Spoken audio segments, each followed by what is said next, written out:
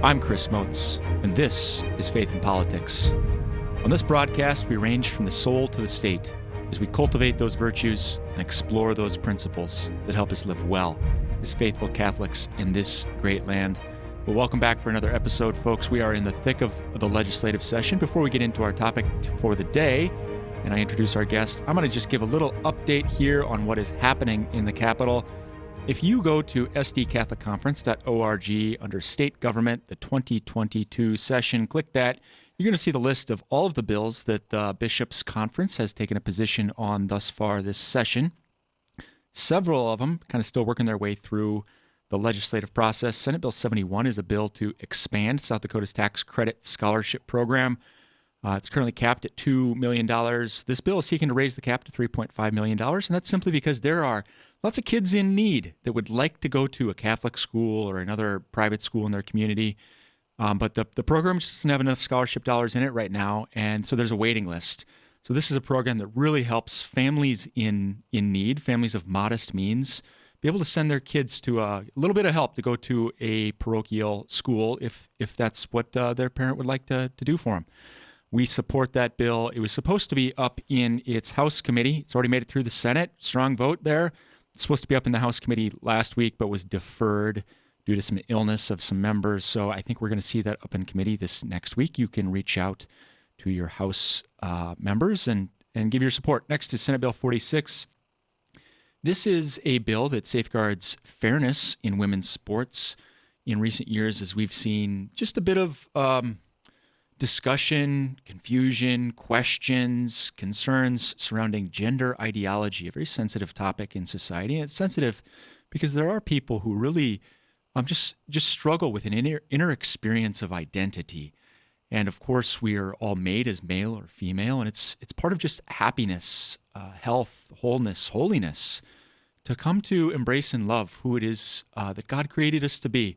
This bill recognizes the importance of to be a male, to be a female, and what that means for athletic competition, especially for youth. Senate Bill 46 has been through Senate committee, Senate floor, House committee, was up on the floor yesterday, and there was a bit of procedural maneuvering that delayed the vote. We'll expect to see a vote on that in the coming days. We do expect that bill to make it to the governor's desk. That's Senate Bill 46. Next, House Bill 1113. This is a bill that was just filed this week, has not yet had its first committee hearing. It'll be heard in House Judiciary, I think, House Judiciary Committee. This is a bill that makes it a Class 5 felony to threaten a woman with kidnapping, assault, murder, in order to coerce her into an abortion. We already have a law in the books that makes it a very serious crime to threaten her in that way if it results in an abortion. This bill would add just the mere threat, even if it doesn't actually end up resulting in an abortion. The mere threat would be a Class 5 felony, which is along the lines of similar threats that would be made to law enforcement officials, to jurors, to constitutional officers, other people that are in positions that we really need to safeguard. Expectant mothers are in those positions too, so they just really need to be honored, affirmed, loved, and supported when they're expecting a child. So this is a good addition to our criminal law. We stand in support House Bill 1113. That will be scheduled for hearing in the coming days. Also, House Bill 1005. This is another bill kind of centering around this sensitive topic of gender ideology.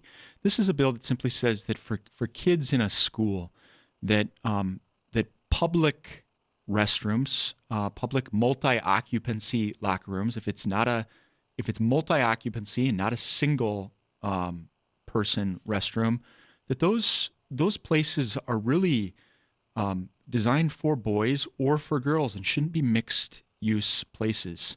There's a very beautiful passage in the Catechism on modesty and what that means for us, and that's really what we wanted. That's a value we want to safeguard for children in those intimate spaces. So that's a bill we stand in support of.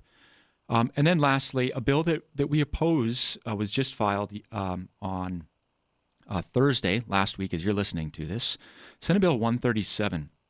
Senate Bill 137 is a bill that seeks to affirmatively legalize the practice of commercial surrogacy in South Dakota. And of course, there are a number of ethical concerns that surround surrogacy. This is an issue we've covered on the podcast and program a number of times in the past. One of the most pressing concerns, and there are several, but one of the most pressing concerns is the reality that of children that are created in a laboratory in vitro, which means in glass, sort of in a lab dish, only 7% of those children will ever survive to birth. The others are destroyed, are frozen indefinitely, or just simply don't survive the risks of the process. Additionally, as we look at this law, we see that these children don't have any rights to a relationship with the birth mother. They don't necessarily have any rights to a relationship with the genetic father or genetic mother. The child is really treated as the subject or product of a contract. And of course, we know that all human beings are to be treated as persons, truly, at all times, rather than products. So we really urge that when it comes to the way in which our laws in South Dakota deal with children especially, whenever there would arise a need to sever a legal relationship between a parent and child, which sadly happens sometimes due to very tragic circumstances, difficult circumstances where somebody has to give a child up for adoption.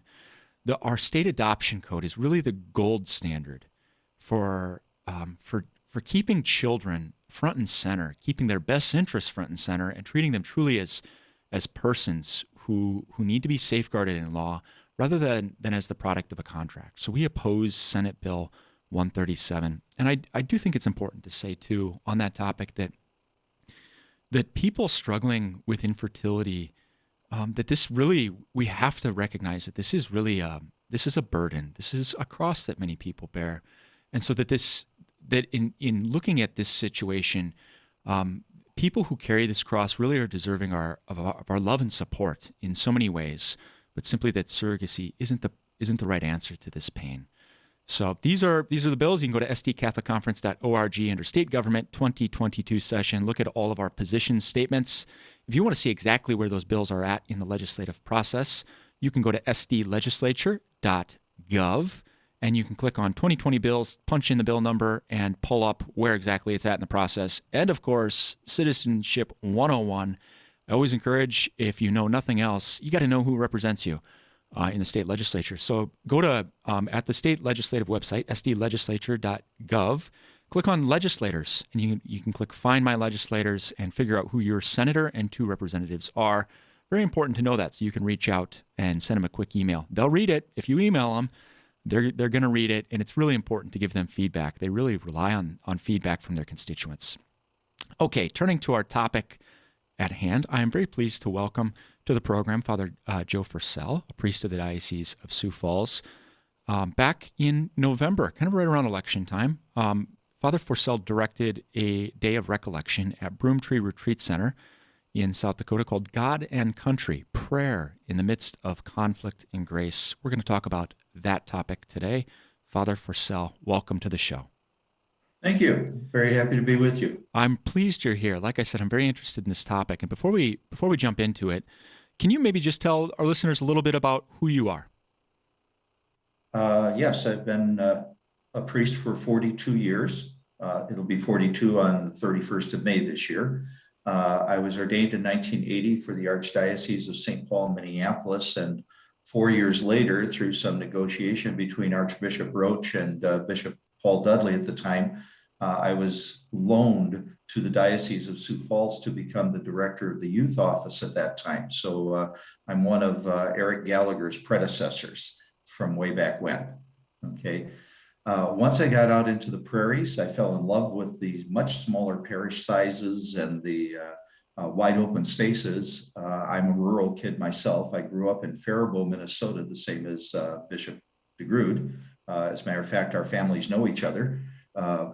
It's been really interesting to be here in South Dakota since 1984 was when I made the move.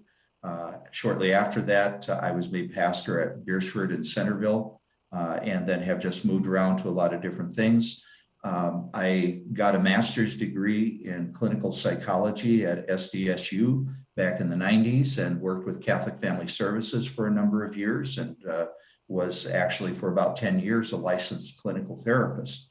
I also was director of the Newman Center at both SDSU and Brookings during the mid 90s, followed Father Chuck Semple there, and then I followed Father Mark Lichter in the year 2000 as the director of the Newman Center at USD. So I've got a lot of campus ministry, a lot of wide variety of experiences, and just really do love being a small town pastor. I'm currently the pastor now for over 10 years at St. Leo the Great in Tyndall, South Dakota, and St. Vincent de Paul in Springfield. And then with my connection with Springfield, I also do some part-time chaplaincy for the state prison there. Oh, wonderful. That's beautiful. Thank you for sharing that. And I'm learning things about you too. That's like, okay, now I've got all these other show topic ideas based on some of your past stuff. But we don't have time for all that today. We're gonna get into this this topic, God and country, prayer in the midst of conflict and grace. And just the timing of talking about God and country last November, the election. That's when people start to feel a little more like, oh, what's going on here? A little more like internal turmoil. I certainly get it too, personally, and I hear from people. One of the things that I encourage people to do that, when some of this national stuff is really just roiling their hearts, is to have, take a look at your own community, take a look at your own state, but that spiritual life too is so important. So let's jump in. Where, how did you start this Day of Recollection? What's the foundation for it? Well, the first thing I did was I shared with them a very good short story. It's called The Man Without a Country by Edward Hale. It was from the late 1890s. And in that story, which is, of course, post-Civil War and right at the beginning of the Spanish-American War in American history, it was about some people who went to Baton Rouge and other cities down in Louisiana, especially New Orleans, the port city there. And what they were trying to do was to foment a revolution to get Louisiana into the United States at that time, historically. And several of the people that were plotting this were actually arrested. And one of them was a naval officer at the time, and he was tried for treason and insurrection. So during the midst of his trial, he became so frustrated that he just stood up, pounded the table, and said, "God damn the United States of America. I wish I may never hear of the United States ever again." And the tribunal granted his request. Wow. He was then sentenced for the rest of his life to be shuttled from one ship to another, to never set foot on American soil. And the people, the sailors on board those American ships, were ordered to never speak to him, never let him see anything that reminded him of the United States. They literally even cut out the words United States of America out of newspapers and articles that he was given to read, just so that he would never see it again for the rest of his life. Wow. I mean, even just like thinking about, well, what if this was me? Even as we feel difficulty with our country, what a horrible thing to be completely banished from it and to be a man without a country. What's the spiritual lesson that we can draw out of this? Well, there's a number of them, really. For me, one of the first things is don't let your passions rule you. Yeah. I mean, this man said something in the heat of anger in the moment that he was in. And, I would imagine he was probably only about 19 years old at the time. Yeah. It's just one of those things where far too often in what's going on in politics today, we do let our passions rule. Yeah. We don't stop and think about what we're doing. We just kind of charge ahead. Well, that's everything that's been happening from, we see all of these things where in the early days of the pandemic, where people were burning cities and they were tearing down businesses. They were trying to set up pseudo governments, like in the midst of Seattle, Washington, and right. All of these kinds of things that were going on, and of course, even the insurrection at the national Capitol. I mean, all of those things show what happens when people just let passion run loose. Yeah, that's a great point. I mean, thinking back to the riots of the summer of 2020, we had all these pandemic rules in place across the country, but all of a sudden the passions even predominated over these rules, and it's all of a sudden okay. And I think we can all identify in that in some way, even if we're not joining a mob to burn a city. I think one place in which passions can sort of we can all see this in places like Twitter or Facebook. That's Oh boy, these are yes. these are places where so many of us are virtually, Mhm. and that the Yes. passions sometimes, oh, did I really think before I hit send on that? Send. Right. There you go. Yes. Yeah. Yeah. And then the spiritual part of it is, are we taking time to reflect and to pray about what we're feeling? Yeah. I mean, it's a process of discernment. If you're trying to discern, should I marry this person? Should I go into seminary? Should I take this career choice? Should I be in this relationship with this other person? All of that takes time for reflection, prayer, and discernment. And when the passions are rolling, discernment just kind of goes right out the window. Yeah. Yeah. That's so true. Even just thinking about the example of not hitting send too quickly, but to just like not even just take a deep breath right in that moment, but to actually, I think sometimes the first step can even just be acknowledging what's happening within ourselves, and Mhm. okay, oh, this is happening to me right now. I have this experience of emotion, and turning that over to the Right. Lord. Right. I remember when I was director at the Newman Center at USD, 2001. Yeah. Bishop Carlson was then bishop of the diocese. And after the 9/11 attack, the students were just in an uproar. I got called in to become the new chaplain for the ROTC program there in the midst of all of that, Wow. because the commander of the ROTC had just barely left his assignment at the Pentagon when that was bombed. Oh my. He was like less than 3 weeks away from that assignment when friends that he knew had been killed in that attack. Oh, So we've got all of this going on, and these young people they'd never experienced war, right. never. Right. And Bishop Carlson so beautifully and pastorally came down and spent time with our students there for an entire day. Hmm. It was like 2 days afterwards, and he came and just sat in the student lounge, and we invited, the president of the university came in, and several of the counseling staff, and we just spent the entire day just trying to process what had just happened. And it's so important that what Bishop Carlson did, and he really led by his example, was he said we need to pray our way through this. Mm. We can't just be charging through different things. We have to pray our way through it. Yeah, and just a quick little prayer tool for, I don't know if you've advised people to use this one, but I've heard it many times from other priests, is the acknowledge, relate, receive, respond. So acknowledge what's Mhm. happening right here, um, relate it to the Lord, and then just receive whatever it is he's saying and respond. Okay, this is what the Lord is asking me to do with this. So Sure. acknowledge, relate, receive, respond. What other, so the kind of a first lesson would be, okay, be aware of your passions and pray your way through them. What other lessons might there be for us in the short story, Man Without a Country? Okay. Well, one of the things is that when the Spanish-American War erupted, he was on board one of the ships that was attacked. And he actually rallied the men that were on board the ship and got them to repel the invasion. I mean, it was just something that he rediscovered his patriotism Hmm. when it was under attack. Yeah. you know and I think that's something that we can do from a spiritual level, is we can rediscover that gift.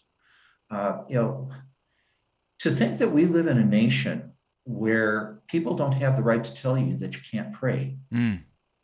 To think that we live in a place where you can do public displays of your own personal faith, Yep. and that's protected. Yes. That's protected. Yes. See, and I think sometimes, I'm sure he regretted his statement at the courtroom when he was such a young man, but now he was just looking and saying, okay, they need me. Yeah. They need me, and he could see himself then again as a part of the nation. I, He I was actually given a citation by the Navy did. posthumously, uh, but the captain on board whatever ship he was in carried that for him Did, because he couldn't receive it himself because of the injunctions. But the captains of the ships where he was in residence kept it for him. do you think within that's the sort of heroism of repelling this enemy attack, that there's maybe a bit of I don't know, maybe it's a metaphor for redemption in a certain sense, or restoration. Not. Oh, I definitely think so. It was really interesting that, one of the things that came up when I was doing the workshop then was we began to take a look at music. Think about all of the patriotic songs that are out there. Yeah. And some of the titles that we came up with. What I did was I went with the group that was there, about 30 people. And what we did was we listed as many different songs that are often used in church that actually are patriotic. What are some of the ones that people will know? Well, I've got the list in front of me here. You tell us. Yeah, please. Kind of run through here. Yeah. Okay. Well, the first one that was up there, of course, was "God Bless America." Yeah. Then, of course, the Lee Greenwood song "God Bless the USA." Sure. Then "America," the Star Spangled Banner, "America the Beautiful," "Amazing Grace," "How Great Thou Art," "Battle Hymn of the Republic." Yeah. "A Mighty Fortress," "Rise Up, O Church of God," "Faith of Our Fathers," "Onward, Christian Soldiers," Yes. "Rock of Ages," "Yankee Doodle Dandy." Yeah. "When Johnny Comes Marching Home." And there were just one after the other. Some of them rose out of the slavery age and the Civil War, and some of them came about just throughout the other times of embattlement that the country went through. But in each and every instance, when they felt themselves oppressed or embattled, they all turned to prayer. Mm. And these songs are expressions of that. Can you say a little more about, I mean, you've related this word patriotism in sort of him, a resurgence of patriotism in repelling this attack. How can we understand as Christians what patriotism is, maybe as a virtue for us? Okay.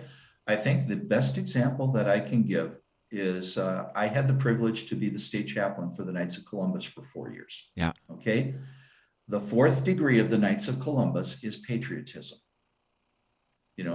And so many people wonder about that, but when you stop and think that I would say better than 25% of all members of the Knights of Columbus are also veterans. Yeah.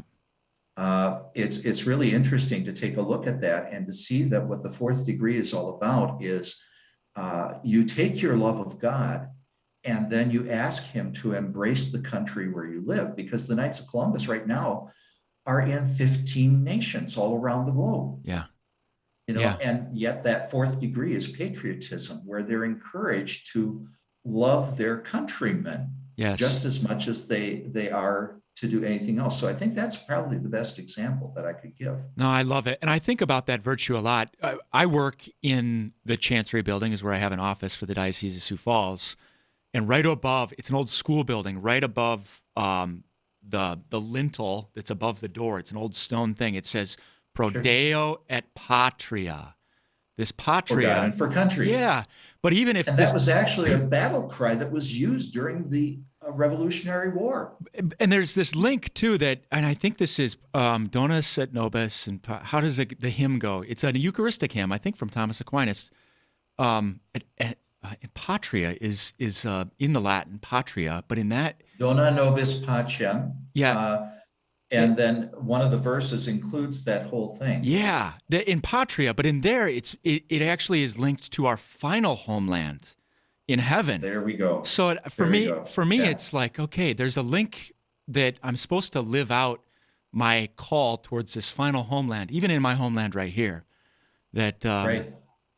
Anyhow, so Well, I got a couple scripture passages that I marked off that I used on that day. One of them Please. is from Paul's letter to the Romans, chapter 13, and it starts with verse 7. But the whole chapter 13 is entitled in the New American Bible, it's called Obedience to Authority. Sure. And what Paul's writing, now we have to remember that when Paul's writing this letter, he hasn't met the Roman community yet. Yep. This letter is a way of personal introduction to the community about what he teaches and what they can expect when he arrives in Rome. You know, so he says, let every person be subordinate to the higher authorities, for there is no authority except from God. Yep. And those that exist have been established by God. Yes. Okay, now Thomas Aquinas, of course, whose feast day we're celebrating today, goes even further with that in the Summa, and he talks about how important it is to be obedient and cooperative. Yeah. And he even writes about the great dignity of the career of politics. You know, and this is in the 13th century he's writing about this. Wow. Yeah.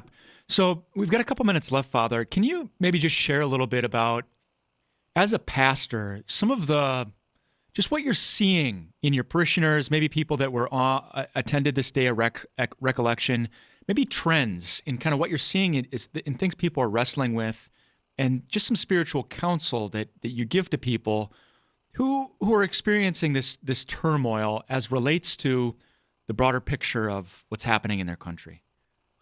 I think the biggest thing I'm seeing is turmoil fatigue is the phrase that I would use to describe it. Yeah. People are tired of constantly being on alert, whether it's about COVID or whether it's about an insurrection or whether it's about this, that, or the other thing, or that political stance, or this person got appointed or that one got elected or not elected. And, you know, and people are just fatigued. You know, it's so hard to, you know, and so what I'm seeing for most people is that they have completely shut off the news. Yep. They refuse to go on social media with anyone that's talking politics. Yep. You know, I mean, it's just amazing what I'm seeing and hearing from people. And actually, I find it quite encouraging, because what it says is that common sense is trying to take over. Sure. And say, we've had enough. Yeah. Yeah. Go to your room now, be a good boy or good girl, and just stop fighting with each other is kind of what I'm hearing. Yes. Well, that's so good. And there's so much, I think, wisdom to be taken from this day of recollection. God and country, prayer in the midst of conflict and grace. If you yourself, dear listener, are kind of experiencing this turmoil in the midst of conflict, seek grace. Take it to prayer, give it to the Lord. Father Joe Forcelle, thank you for joining us today. Happy to be with you. Thank you. And thank you, as always, dear listeners, for tuning in. Until next time, live well.